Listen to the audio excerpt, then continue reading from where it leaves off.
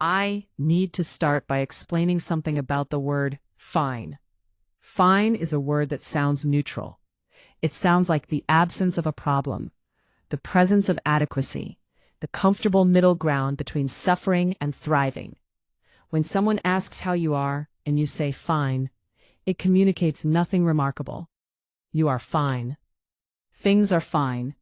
Proceed. But fine in families means something else.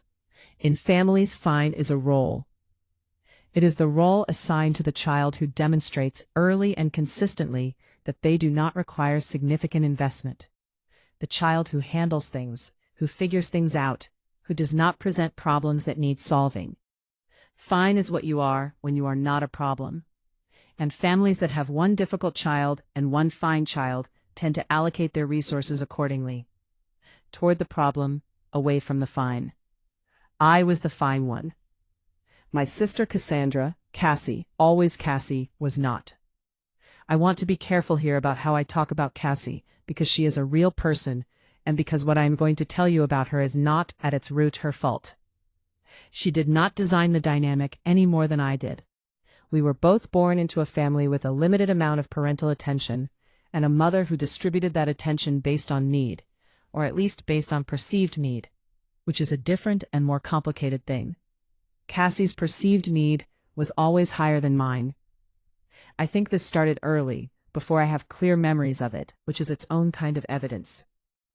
My mother has told me, in the years since, that Cassie was a colicky baby and that I was an easy baby, and that she has always worried about Cassie in a way she never had to worry about me, because I always seemed to know how to take care of myself. She has said this as if it were a compliment, as if being the child she didn't have to worry about was the greatest gift I could have given her. I have spent a long time understanding that she meant it that way, and I have also spent a long time understanding that being the child your parent doesn't worry about is not the same as being loved equally. It is the same as being overlooked with the best of intentions, which is its own particular kind of loneliness. Let me give you some specifics, because I think the specifics matter. When Cassie was 16, she got into a car accident, a minor one. Nobody was hurt.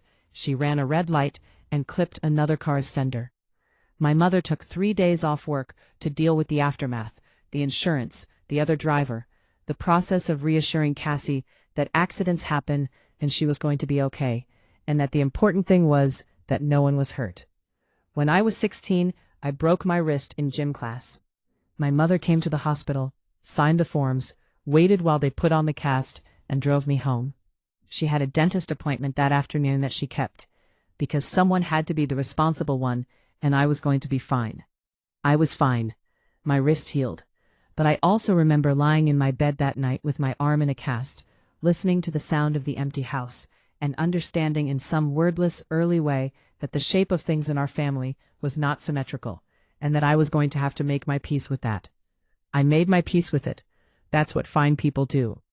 Here are some of the other things that happened in the years before I started keeping deliberate count.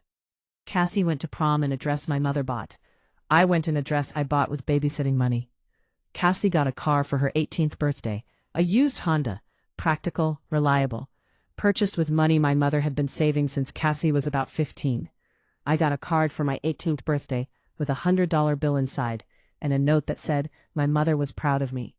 I was proud too, I think.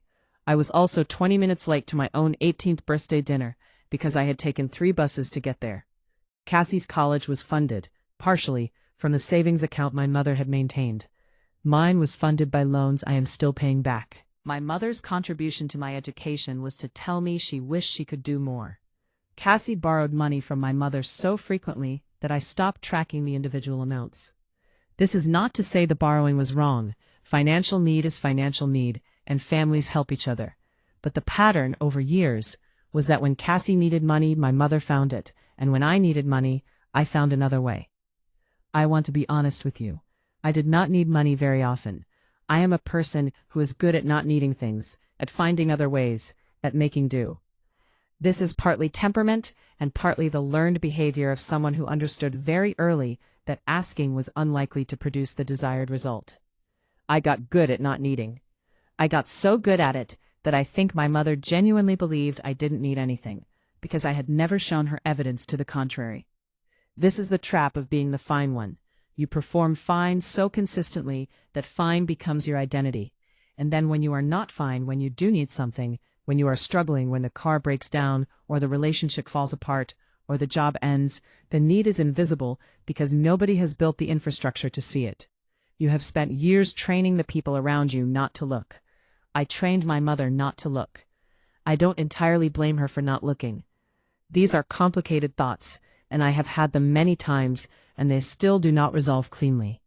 I hold them the way you hold something with jagged edges, carefully, at a slight distance, aware that pressing too hard will draw blood. The 12 years I mentioned in the title of this story begin when I was 22 and Cassie was 20, and they end at the moment I'm going to tell you about in detail. At 22, I graduated from college.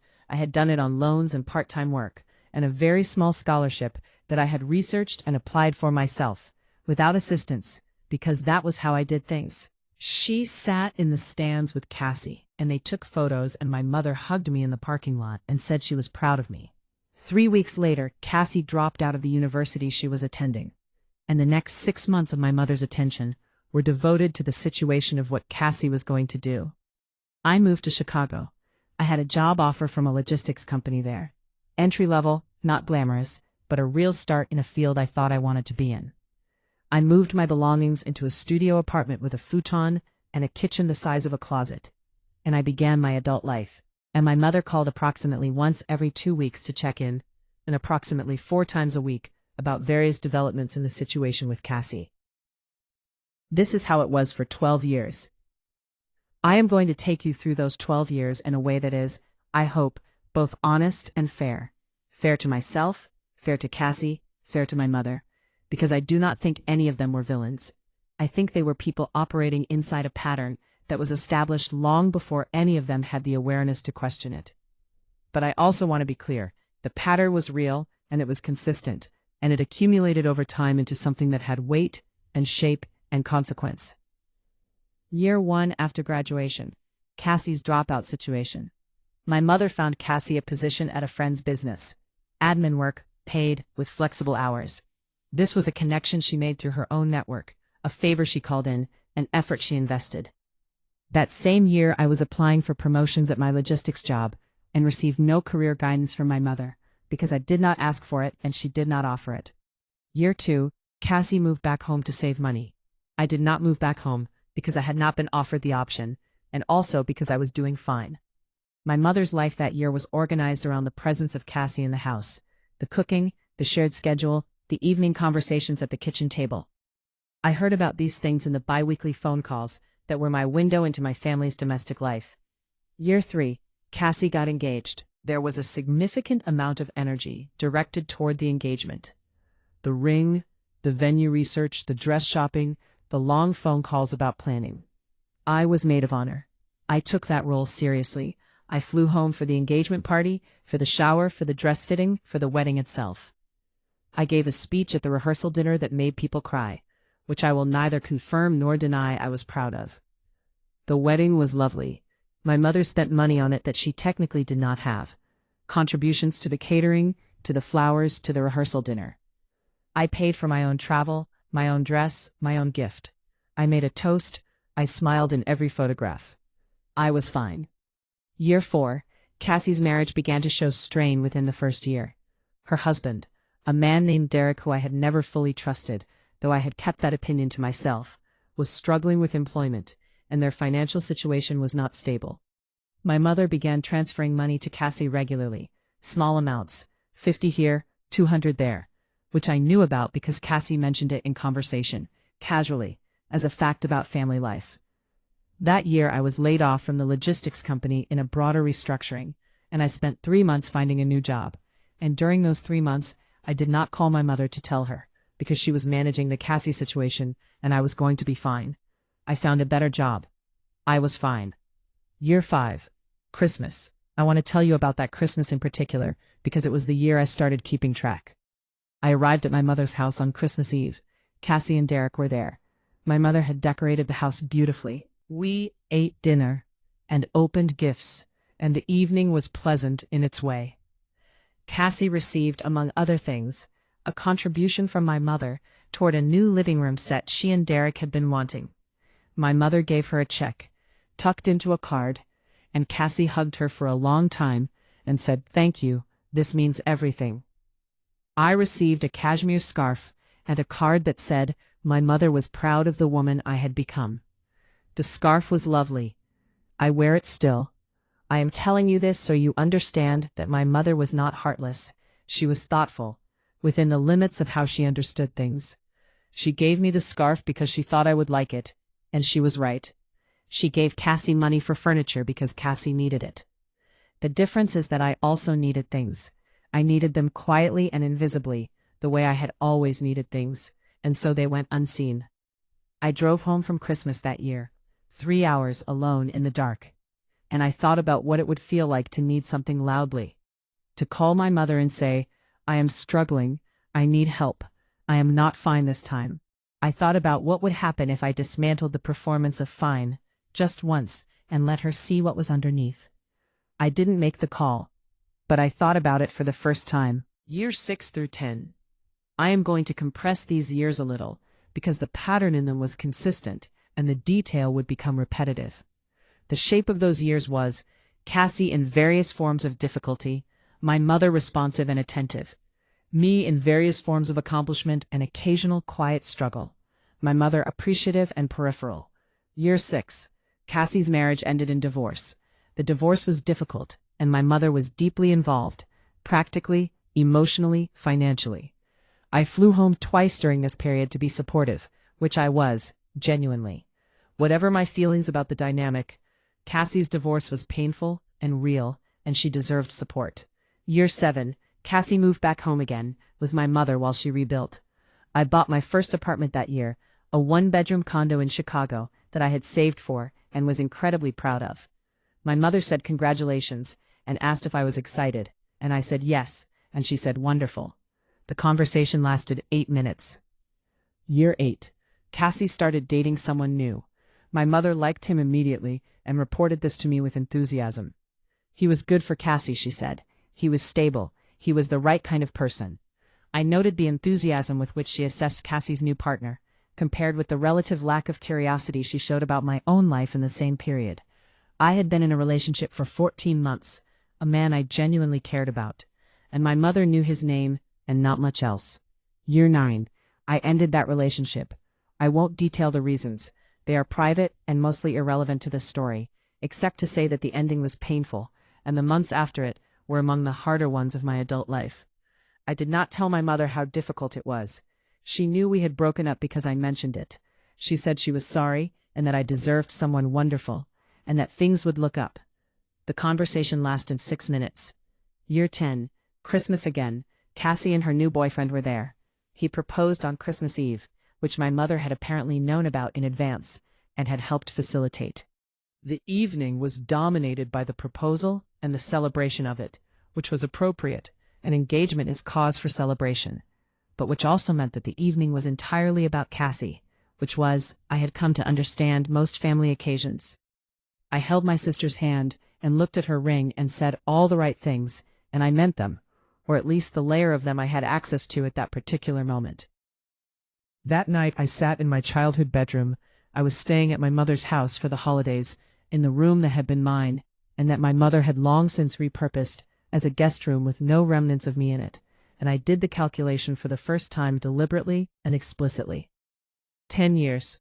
The pattern was not changing. I was not fine with it. I had not been fine with it for a long time. But I had continued to perform fine with such consistency and completeness that there was no mechanism by which the situation could change. Because the only way it changes is if I say something, and I had said nothing, and I was not going to say nothing forever. I decided that night that I was done saying nothing. I did not know when the moment would come or exactly what form it would take, but I made the decision that night, quietly, alone in a guest room that used to be my room, that when the moment presented itself, I was going to use it. The moment was coming. I did not know then how it would arrive or what shape it would take. I know now. Years 11 and 12. Year 11 was, professionally, the best year of my career to that point. I had been building toward a promotion for 3 years, and it came through in March. A senior role in the operations division, with a salary that represented a 30% increase and responsibilities that reflected the trust my company had in my judgment. I called my mother to share the news. She said, "That's wonderful, honey. Cassie is actually in the hospital right now. Nothing serious, just some tests they're running. But I'll tell her your news when I get home." The promotion conversation lasted 4 minutes. I want to be clear. I know Cassie being in the hospital was real and concerning, and that my mother's attention being there was appropriate. I am not criticizing that. I am noting the shape of the pattern, the consistency of it, the way that my news, however significant, existed in the shadow of whatever Cassie's current situation was. I said, "Of course, and take care, and talk soon," and I hung up and sat with my phone in my hand and felt something that had moved, over the years, from a low-grade ache to something more like a hard edge. Not anger exactly. Clarity. The clarity of a person who has finally fully stopped expecting something that is not coming. That clarity was actually useful. It freed me. When you stop hoping for something, you stop orienting your behavior around the hope of it, and you can do other things with the energy you were spending on the hope. I stopped modulating my calls to my mother, stopped timing them for when Cassie was less likely to be the dominant topic, stopped crafting the way I presented my news to make it as easy as possible for her to engage with it. I just said things, called when I called, shared what I felt like sharing, and let the response be whatever it was. The distance this created was actual distance, measurable in the quality and frequency of our interactions. My mother noticed, I think, but interpreted it as me being busy, which was not entirely wrong. I was busy.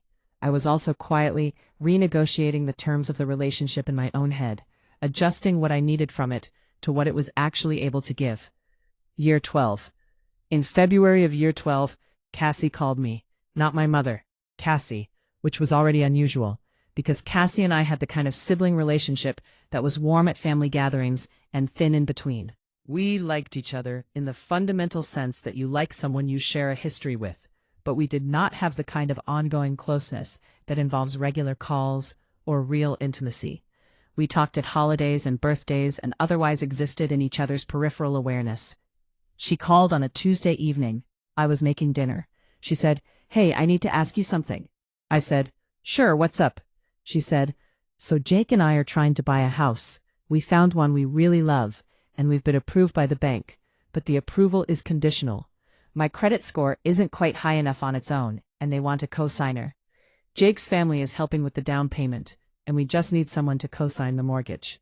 She paused. "I was hoping it might be you." I turned off the stove. I set down the wooden spoon. I said, "You want me to co-sign your mortgage?" "I know it's a lot to ask," she said, and the way she said it, the specific quality of the phrase, told me that she had rehearsed this, that she had thought about how to phrase it, that she knew, on some level, that it was a significant ask. But she didn't know, I thought, really know, what she was asking. Not in the full context of 12 years. I said, "I'm going to need a couple of days to think about this." She said, with a slight hesitation, "Oh, okay, sure. The offer is contingent on a timeline, so if you need more than a week..." "A couple of days," I said. "I'll call you Thursday." I turned the stove back on and finished making dinner. But I did not eat it. I sat at my kitchen table with the plate in front of me, and I thought about what Cassie had asked me. And I thought about the 12 years of context around it, and I thought about the very specific thing it would mean to say yes to this. Co-signing a mortgage means that if the primary borrower defaults, if Cassie and Jake stop paying, for any reason, for any duration, my name is on that loan. My credit takes the hit. My financial standing, which I have built carefully and slowly over 12 years of being the fine one who handles things herself, is at risk. But that was not even the main thing I thought about. The main thing I thought about was the assumption behind the ask. The assumption that had produced the ask as casually as if it were the most natural thing in the world was that I was a resource. That my stability, my credit, my carefully built financial life was available to be drawn on by the people who had been drawing on my family's resources for 12 years already. The assumption was that I was the family workhorse, the fine one, the one who handled things, and that my handling extended to this. The assumption was that I would say yes, because I always found a way, and this was just another finding of a way. The assumption did not include 12 years of context.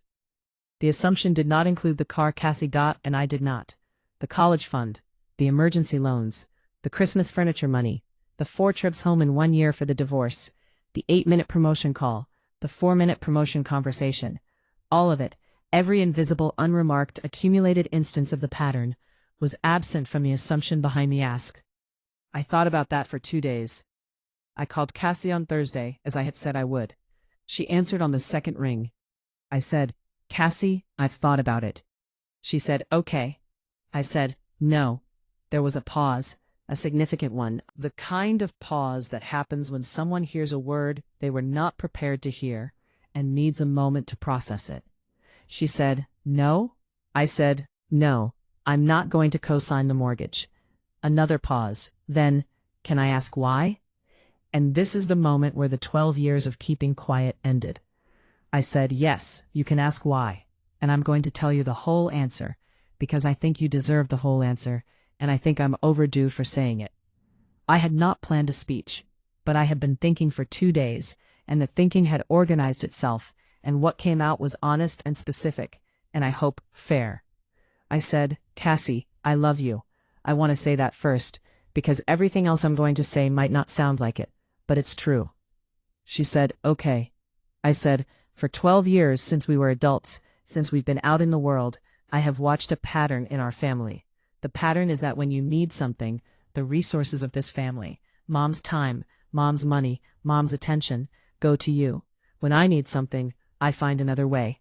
Silence on the line. I said, "You got a car at 18. I bought my own at 23 with savings. Your college was partly funded. Mine was entirely loans. When you got divorced, Mom flew to be with you 3 times. When I ended a relationship that I was devastated about, Mom said she was sorry, and she hoped things would look up. When I got promoted to the biggest role of my career, our phone call lasted 4 minutes because you were in the hospital for tests." Still silence, but I could hear her breathing. "I'm not saying any of those things were wrong individually." I said, "Mom helped you when you needed help. That's what parents do. But the accumulation of it, over 12 years, is a pattern. And the pattern is that I am the one who handles things, and you are the one who gets handled. And what you're asking me to do right now, to put my credit, my financial stability on the line for your mortgage, is asking me to extend that pattern, to be the resource again, to be the one who handles the thing." I stopped for a moment. "And I'm not able to do that," I said. "Not because I don't love you, I do, but because the ask assumes a relationship between us that doesn't exist. It assumes that I have been storing up goodwill and resources on your behalf, and that now I'm ready to spend them. But I've been spending everything I have on myself, Cassie, because nobody else was spending it on me." I heard her exhale. Then she said quietly, "I didn't know you felt that way." I said, "I know you didn't, because I never said it." "Why didn't you ever say anything?" she said. "Because I was fine," I said. "I was always fine. And fine people don't say things." A long silence. Then she said, "Do you blame me for the way things were?" "No," I said, "not really. You were the child who needed more, or who seemed to. I was the child who seemed to need less.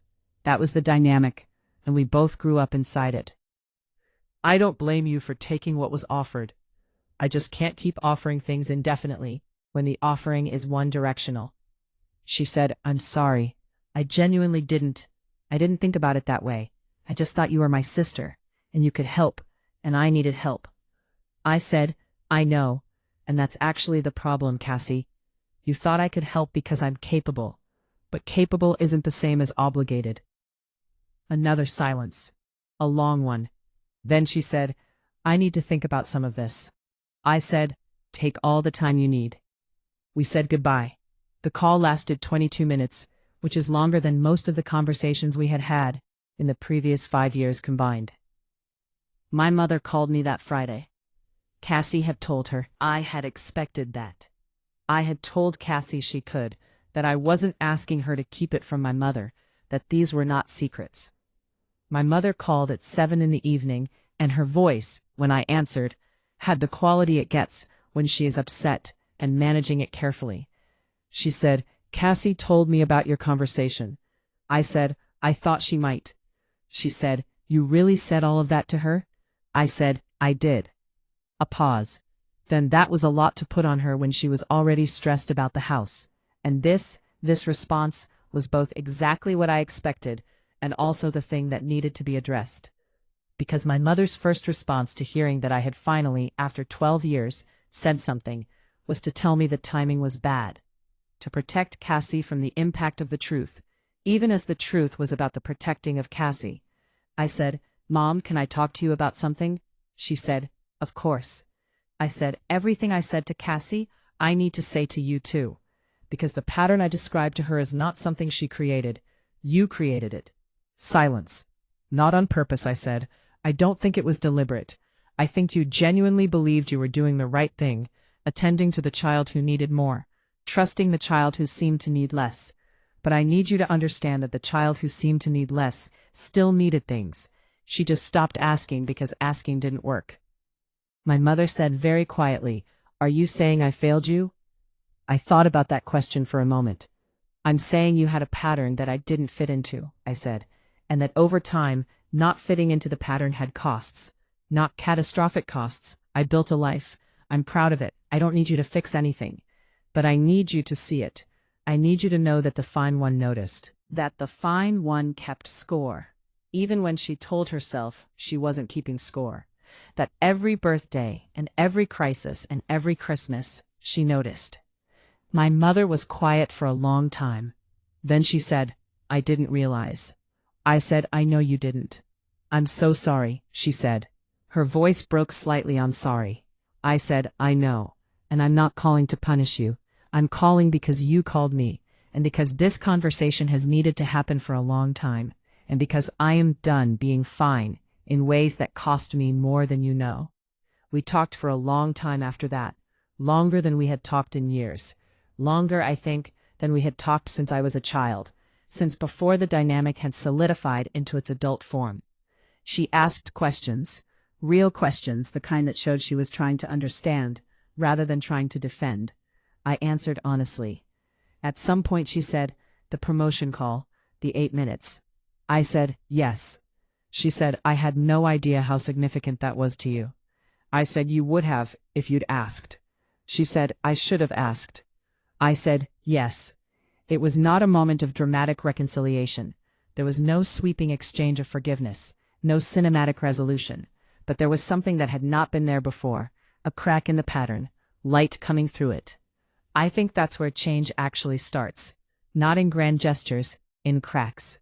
What happened with the mortgage? Cassie and Jake did not get the house they had originally wanted. Without a cosigner, the bank's conditional approval didn't proceed. They were disappointed, genuinely, and I understood that. About 3 months later, I heard through my mother that they had found a different property, smaller and less expensive, that they qualified for on their own. They made some adjustments to their budget, worked with a credit counselor on Cassie's score, and submitted a new application.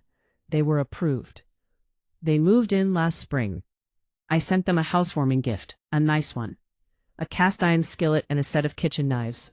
Things that last. I chose them carefully. Cassie called to say thank you. We talked for 20 minutes. It was a different kind of conversation than we had ever had before. Not the surface warmth of holiday gatherings, but something more real. She asked about my life in a way she hadn't before. She told me things about hers that she hadn't before. It was the beginning of something I don't entirely have a name for yet, but that feels like the kind of sibling relationship I had always wanted and hadn't known how to build. What it took to build it was saying no and then saying everything that the no was made of. My mother and I have talked differently since the phone call. She asks questions now, real ones. She calls on occasions that are not driven by Cassie's circumstances. Last October she called on the anniversary of my promotion. She had written it in her calendar apparently, and called to say she hoped the year had been good and that she was proud. It was a brief call, but she made it. She thought to make it. She wrote it in her calendar. That is not nothing. That is in fact a lot. We are not a rewritten family. The patterns of 30-some years do not dissolve in a single phone call, or in the aftermath of a single no. But we are a family in which things are being said that were not said before. In which the fine one has stopped being quite so accommodatingly fine. In which my mother is learning to look at the child she trusted not to need anything, and see that the trust was a kind of neglect, and the neglect had costs. I believe she is. I want to talk about Cassie for a minute more, because I think she deserves more than to be a character in my story, without acknowledgement of her own complexity. Cassie did not have an easy childhood either. She needed more, or felt she needed more. And the reason for that excess need is a story I don't have all the details of and don't think it's mine to tell. What I know is that she was genuinely struggling in many of the moments when my mother rallied to her, and that the struggle was real. She was not performing difficulty to manipulate my mother's attention. She was a person in difficulty, and my mother responded. What she got from that response, the constant intervention, the regular financial support, the net that was always there, is complicated. She is, as an adult, still in the process of building the skills that the net made it possible to avoid building. The house purchase, for example, the difficulty she had qualifying on her own was partly a function of having spent years with a financial cushion that reduced the urgency of building her own credit and savings. My mother's help, well-intentioned and real, had a cost. Cassie is a good person. She is funny and warm, and she loves her husband, and she is figuring out, at 36, some things that I figured out earlier, partly because I had to. We are becoming real sisters slowly. The no was the beginning of that. The no, and the conversation that followed it, and the cracks that opened in its wake. I could not have predicted that. I had thought the no would damage things. Instead, it clarified them. That is the thing about saying the true thing, the thing you have been holding quiet for 12 years. You cannot predict what it will do. You can only decide whether the cost of continuing to hold it is too high. And at some point, at the point when your sister calls and asks you to put your name on her mortgage as if 12 years of invisible labor were nothing, as if your stability were her resource, you know the cost has become too high. You say no. And then you say the rest of it. And then you wait to see what survives. In my case, almost everything. Changed and tested and somewhat smaller in certain ways and larger in others. But almost everything survived. I think that's because the no came from love. Not from anger, not from score settling, not from the need to win a competition I had never chosen to be in. It came from a person who had loved her family through 12 years of quiet, and had finally decided that love, real love, requires honesty, even when honesty is uncomfortable. Especially then. I want to end by talking about what fine has meant to me since. I still use the word. I am still, in many ways, a person who handles things, who figures things out, who brings a certain competence to whatever she is facing. That is not a mask I wear. It is genuinely who I am. I am good in a crisis. I am good at logistics. I am the person at the family gathering who knows where the extra chairs are, and who has the bandages when someone gets a small cut, and who will sit with you quietly when you need quiet, without requiring you to explain why. But I am also now a person who says things.